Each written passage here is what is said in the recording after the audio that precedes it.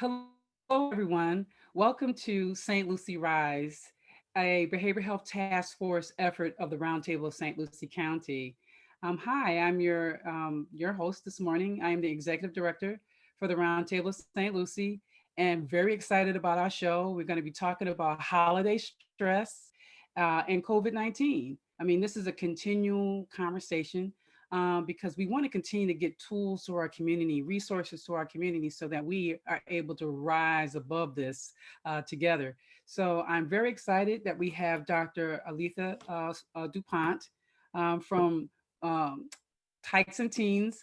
And I can never forget Tykes Teens. That's our favorite, one of our favorite partners in the community that's doing so much. And we're so glad to have Dr. DuPont here to talk to us about holiday stress and to provide some resources. And so right away, I just want to jump right in. This is we've been talking about this is a really stressful time, and we know that our kids in particular are our precious assets in our community. And I know that you work in the schools and provide support, and we've talked to the school folk as well, and they're doing a lot to try to work with our young people. But have you seen the rise of mental health issues, if you will, with young people during COVID-19?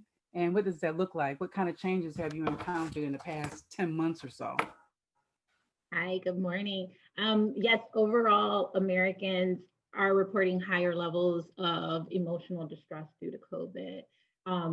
And I'm seeing an increase in individuals complaining of problems eating and sleeping, somatic complaints, stomach aches, headaches, irritability with our youth, and a lot of health complaints as well.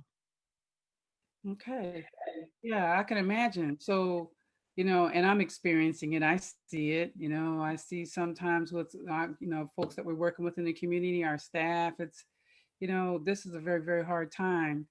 Another thing I'd like to ask you is, when we have our young people and we're taking them through a new holiday environment, um, how do we help them to cope with change? And we're going to be celebrating differently, not necessarily with our family.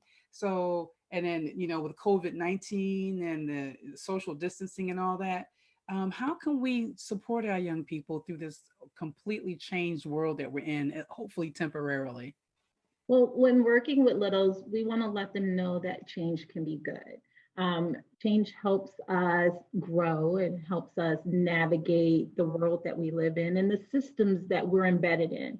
And first and foremost, we want to validate their feelings because change can also be confusing. It can be upsetting. It makes you angry, stressed out. It makes you anxious and frustrated. And everyone reacts differently to change, and there's no right or wrong way to go through a pandemic, right? I've never been through one. I don't know if you've ever been through one. So one day you can be upset and the next day you can be perfectly fine, but it's your normal and it's okay. And let them know that you're just going to be there with them every step of the way. That is so affirming because I realize as an adult, I have to call my friends sometime and say, are you in the middle of the day and you just like can't work? And they're like, you too. So just affirming one another to say, okay, you're not by yourself. So I can imagine that our young people need that same type of affirmation because they have to deal with a myriad of feelings. So thank you for confirming that it's not just us adults. We have to think about our young people as well. So, as we're moving into this environment where we might not be able to connect with family members or bring them into the home, or, we might have to do Christmas a little different, how do we prepare our youth for the holidays, in particular during COVID-19, with changed expectations in particular? Well, acknowledge that the holiday times are usually times that we come together with our loved ones and we eat, and that's going to be different now. And with this different, we want to encourage them to share how they're feeling, and share how they feel about this new change, and have this discussion hopefully a few weeks before Christmas time hits, so they have time to process what's going on inside them, and they can process the disappointment that they're holding. We want that to come out prior to Christmas so that we can come together as a family or as a unit and work through those emotions. And then come together as a family and focus on what you can do together and come up with a plan. Create some new traditions together and uh, FaceTime with family and friends, because coming together might not be a safe plan right now. And I want to see you next Christmas, right? So let's physical distance right now so that we can get together next year. Mhm, mhm. It sounds to me we have to continue to reiterate communication. We Yes. have to continue to connect with our young people to make sure we know where they are and where we can provide support for them. So that's coming through loud and clear to me. Um, Another thing that I know is that there are invariably going to be disappointments during the season.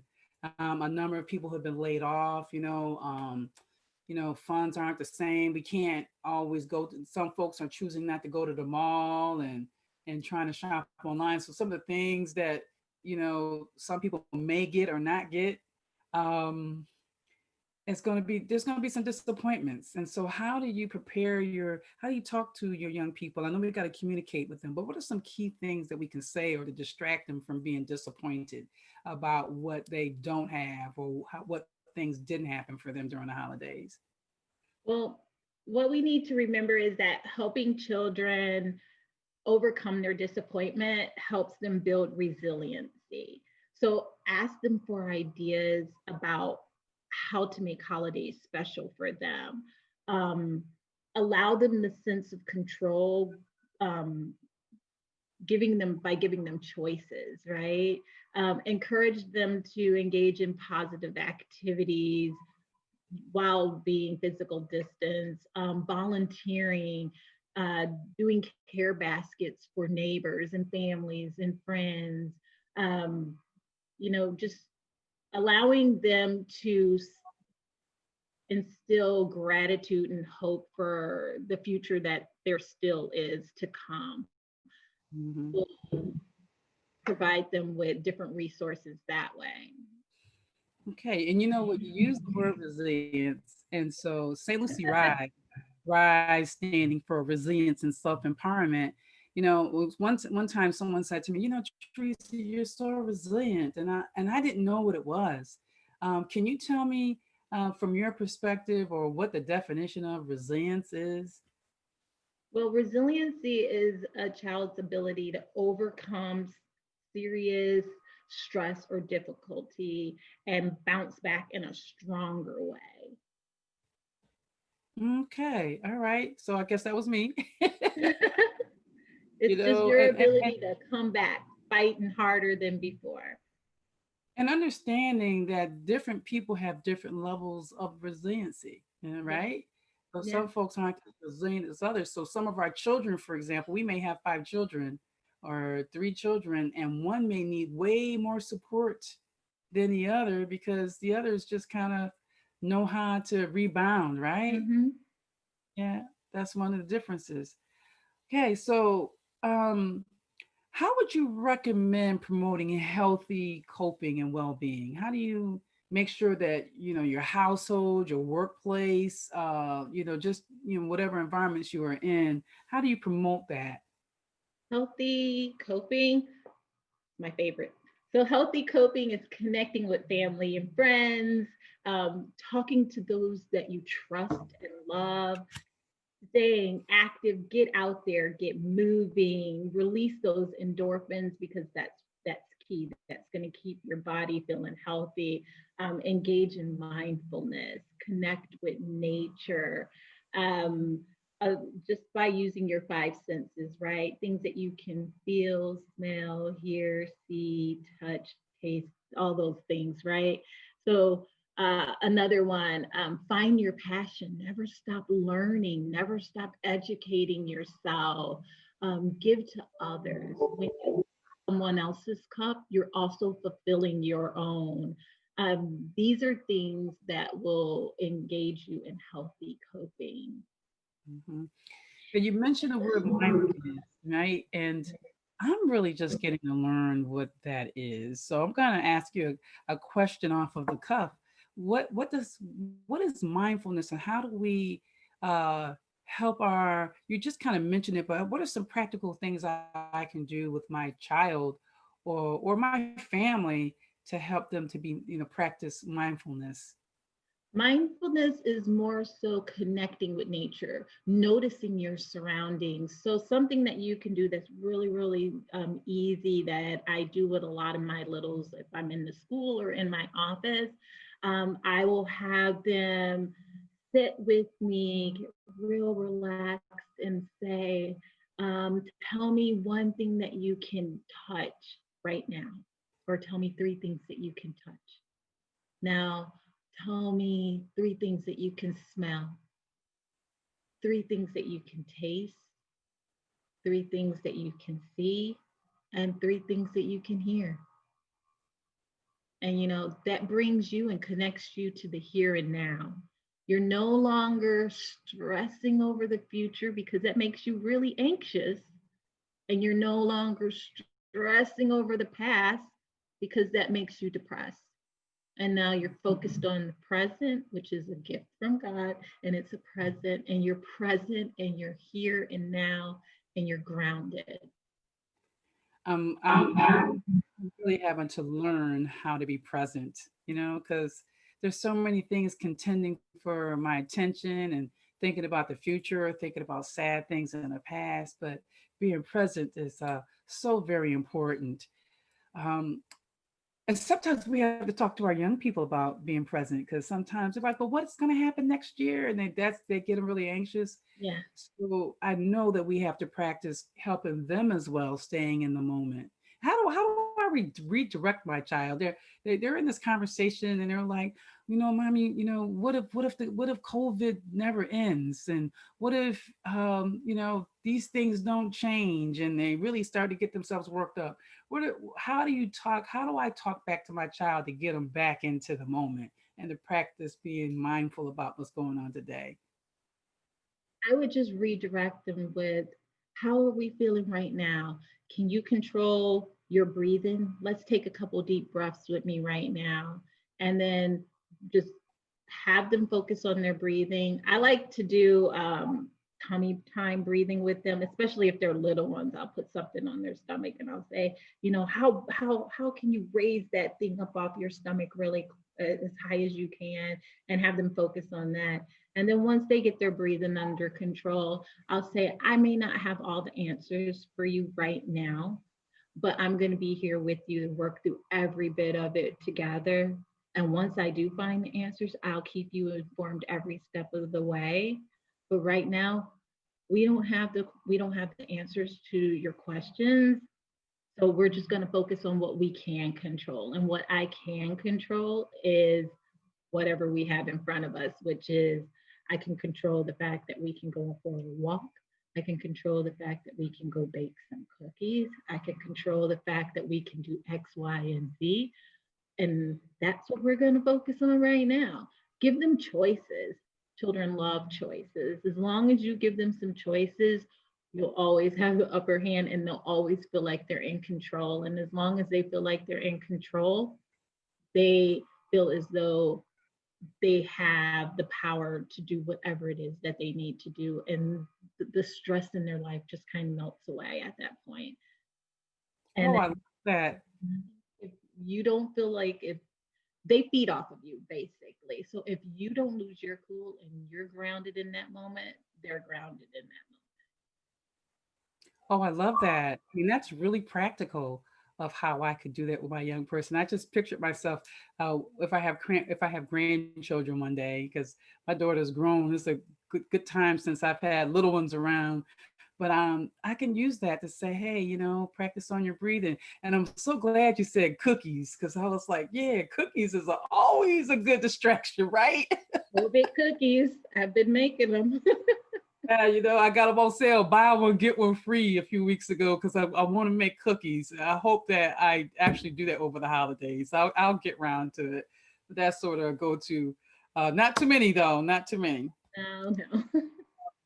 I want to revisit. We were talking about resilience, and as a mother or auntie or a teacher or a line worker that's working with young people, how do I support resilience, and then what does that look like in doing that and building that with them? You connect with children. Connection, having one stable, supportive adult in their life is key for a child. That one stable, supportive adult will guide them, and that connection fosters resilience in them. Also, routines, having set schedules provides them with a sense of safety and support and control and predictability. And another key is family. Family provides a foundation of hope for them. And that also is a key element for, building resilience in a child. Self care, a child learning to be self reliant, learning to control and manage their own emotions and their understanding their feelings and believing in their own abilities gives them a sense of pride. And also through their play, as much as we don't realize it, it helps them navigate the world. It helps them, you know, develop problem solving skills, and it helps them understand difficult feelings and emotions. And it's crucial key in their development. And it's just a very, all of these components are keys to developing resilience in children. Oh yeah. I think those are some of the things that we do naturally, but us I think right now we have to be intentional about those to make sure that we are connecting. And, that reminds me of one of our initiative, which is Kids at Hope. And one of the key tenets of Kids at Hope is that connecting to a caring adult, and we call those ACEs. And Yes. so you know how important it is to have ACEs in our lives, whether it is those who are so close to us, that are parents who are responsible for our subsistence, but others who are like teachers and folks that are checking on us along the way. So I really know that that is based in sound research. Yeah. As I'm thinking about that, what are some of the key factors in fostering resilience for young people during the pandemic? I mean, we need to do it in general, but with a pandemic, that's a next layer. What does that look like in a pandemic? It just, I think with the pandemic, you just have to do this like on overload. Because of the pandemic, the connection piece is limited because we want to quarantine, you want to cut off the connection. And for many of these youth, being connected to their peers, that's a developmental piece right now. A lot of them need to be engaging with their peers because it's helping them foster different parts of their development. They need to be learning their identity, learning to engage and learning to learn, or they're trying to figure out who they are as a person. And it's crucial in their development. And that's the stage of life they're in right now. And we're telling them, no, no, no, you're not allowed to go hang out with your friends. It's not safe. And it's kind of, hindering their developmental stage in life. So we as parents and providers and healthcare professionals, we need to wrap around them and give them as much support as possible right now because they need that connection more than ever. So however we can provide that connection piece, we need to go ahead and do that. Absolutely.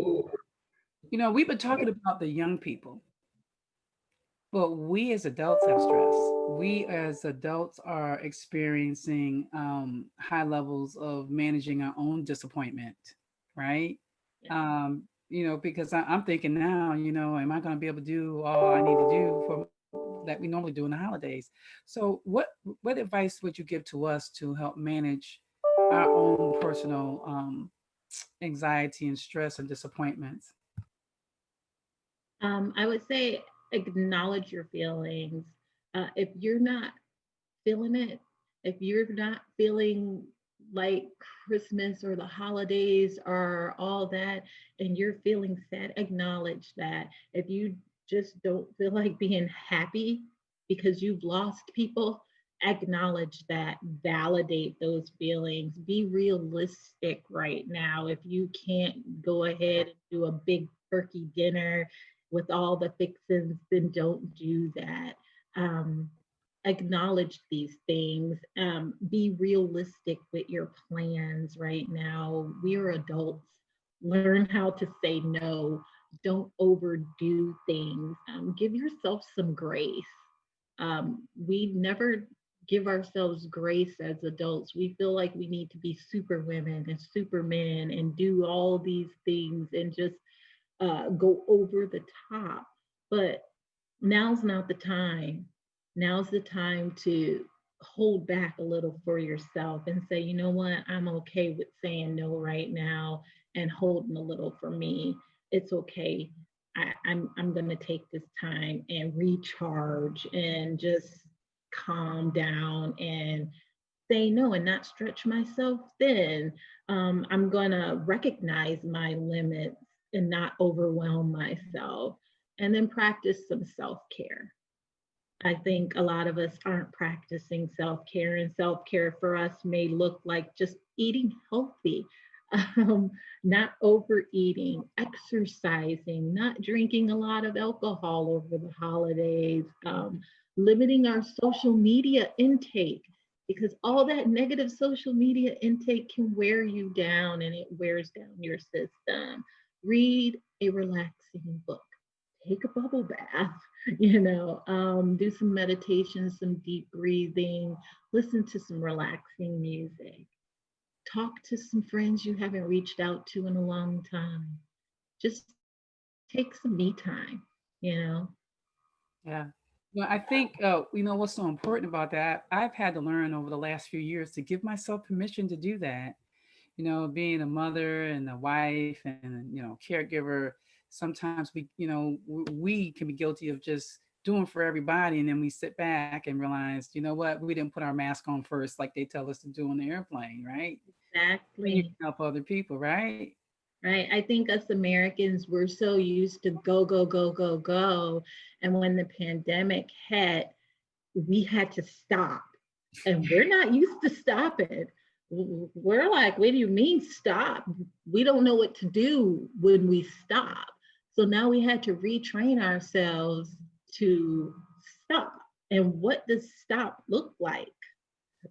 What do I fill that space with if I'm not working or doing for you or doing for you or doing for her or him? What now do I fill that space with? So now you need to fill that space with things that benefits your soul and that refreshes you. Yeah. And I think the other side of the stop is for me, and I'm sure you're experiencing it, everything that I now do takes, way more time.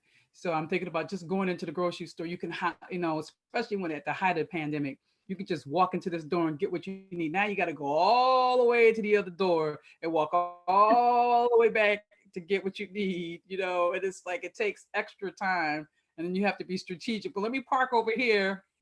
Right. And now everything's self checkout. Everything is self The line checkout. is super long. It's super long, exactly. And or even if I'm working remotely, where I could just sign off on something and put it in the inbox. Now I gotta sign it, I gotta scan it, I gotta put it in the computer, I gotta upload it. It's like So Yeah. just layers of slowing me way down and slowing us down and realizing that we have to be realistic about our blocks of time. We have to adjust them, Yeah. right? Yes. Yeah, Change. yeah, And we don't like absolutely. change. Change is scary, right? It We is. don't like change because it makes you uncomfortable and we like our comfort zones. But, change may be good. Yeah, yeah. Well, despite meditation and breathing and all that, I'm doing all these things, but I still find myself mentally struggling. Yes. You And sure? if you do find yourself mentally struggling and you find yourself sleeping a lot, or you find yourself unable to get up in the morning, unable to finish your daily activities, you're complaining of bodily aches, you're irritable, and you're just desperate for help, I would say reach out to a mental health professional or your doctor because you don't have to go through it alone.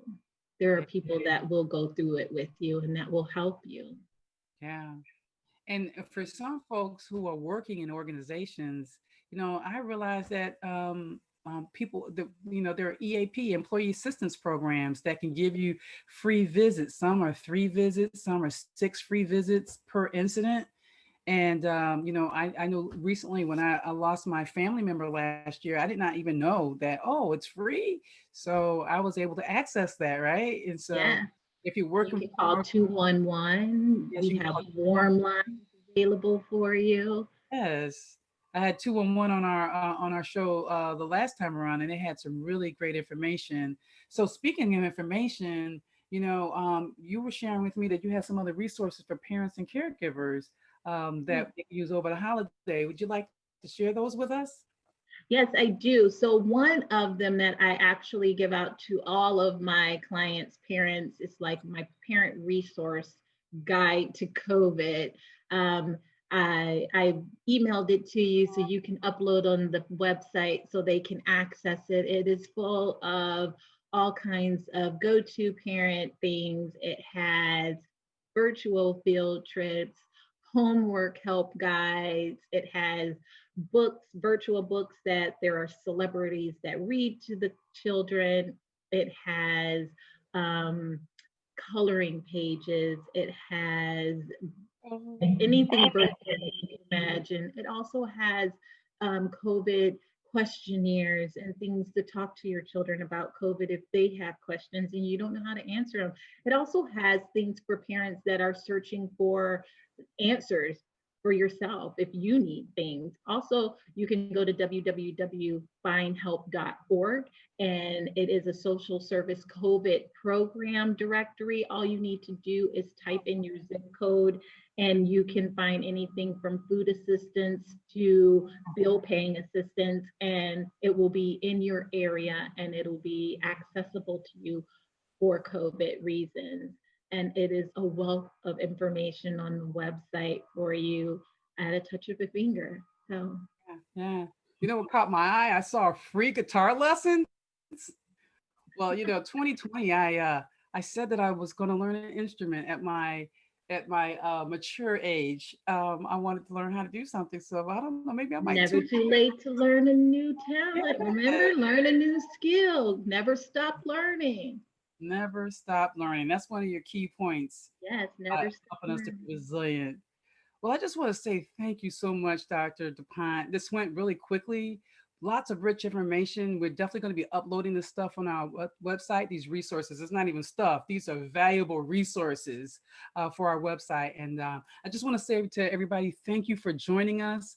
I hope you found this information enriching to you and that you're able to access this information because I think it's so important that we identify those things that we need in this environment because we will do better and rise together. So thank you for joining us. And thanks again, Dr. DuPont. All You're right. welcome. Thank you for having me. Yeah, absolutely. Absolutely. See you, everybody. Thank you.